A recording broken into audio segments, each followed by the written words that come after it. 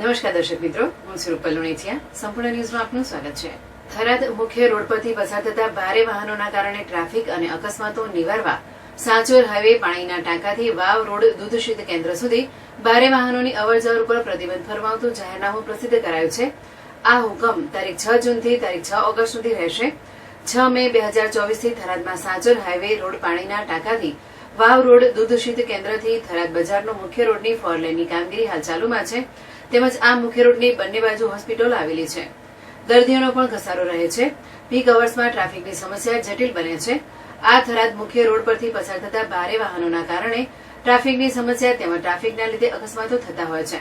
જેથી આ રોડ તારીખ 31 મે 2024 અથવા કામ પૂર્ણ થાય તે બંનેમાંથી જે વહેલું હોય ત્યાં સુધી સાંચોર તથા ધાનેરા તરફ જતા વાહનોને વન વે કરવામાં આવે તો ટ્રાફિક અને અકસ્માતની સમસ્યા દૂર થઈ શકે તેમ હોય આ માર્ગ ઉપર ભારે વાહનોની અવરજવર ઉપર પ્રતિબંધ મૂકવા માટે જાહેરનામું બહાર પાડવા દરખાસ્ત રજૂ થઈ હતી.